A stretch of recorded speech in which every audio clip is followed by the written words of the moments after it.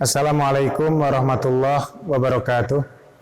Alhamdulillah wassalatu wassalamu ala rasulillah wa ala alihi wa ashabihi wa man walah wa la hawla wa la quwata illa billah. Qala Allah Ta'ala fil Qur'anil Karim, inna a'tainakal kautsar fasholli li rabbika wanhar. Kaum muslimin dan muslimat yang dimuliakan Allah, bangsa Indonesia dan umat Islam khususnya di Indonesia ini seringkali mereka banyak berdiskusi mengenai hal-hal yang berhubungan dengan orang yang sudah meninggal.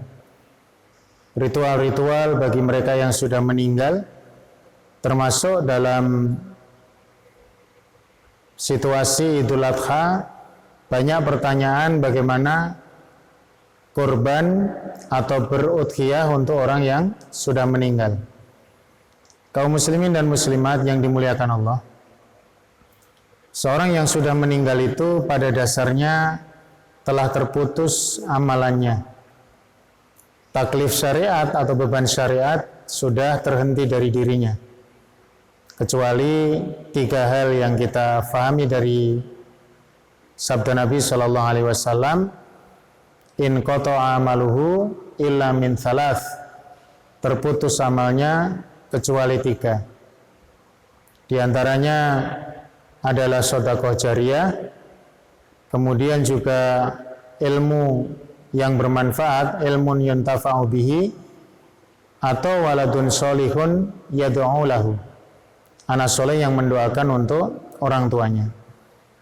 Maka sebetulnya memang dalam kajian hadis Nabi SAW terkait dengan orang yang sudah meninggal ini terbatas kepada persoalan-persoalan yang dijelaskan oleh Nabi SAW.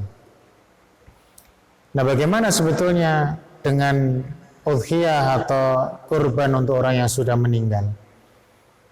Ternyata dalam hasanah fikih madhab yang kita bisa kaji, di dalam madhab Syafi'i misalkan, tidak menolak secara mutlak tentang keabsahan kurban bagi orang yang sudah meninggal, dengan catatan bahwa orang yang sudah meninggal kemudian orang yang masih hidup berkorban untuknya, disyaratkan orang yang sudah meninggal tadi berwasiat ketika dia masih hidup.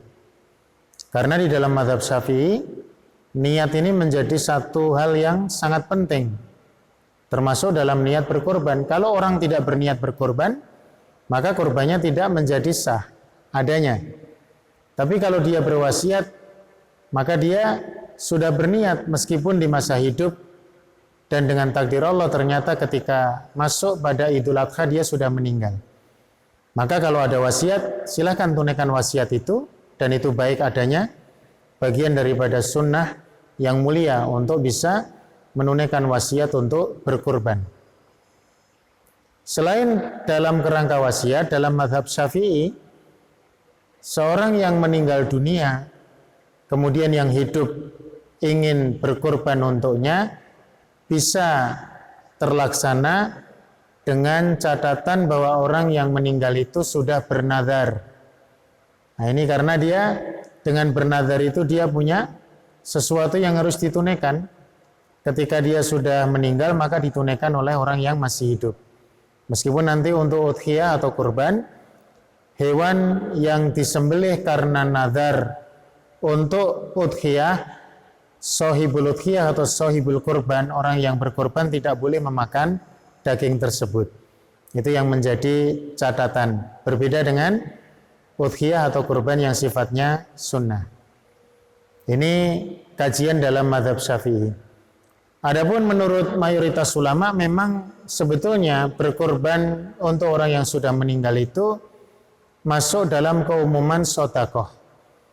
Di mana tadi kami sudah membacakan ada satu amalan dari 3 amalan itu yang tidak terputus, diantaranya adalah sedekah jariyah. Artinya kalau ada orang yang hidup kemudian berkorban untuk orang yang sudah mati atau meniatkan untuk orang yang sudah mati, pahalanya adalah pahala yang bisa mengalir karena statusnya sebagai sedekah. Apalagi udhiyah ini adalah bagian daripada sedekah yang afdol. Maka kaum muslimin dan muslimat yang dirahmati Allah, memang demikianlah hasanah terkait dengan kurban untuk orang yang sudah meninggal. Hanya memang ada satu hal yang perlu untuk kita renungkan bersama, satu catatan yang penting. Bagi kaum muslimin dan muslimat sekalian yang menunaikan ibadah kurban ini untuk orang yang sudah meninggal, perlu diperhatikan apakah dia sendiri sudah berkurban atau belum. Karena sebetulnya kewajiban yang pokok dalam segala ibadah itu adalah bagi yang hidup.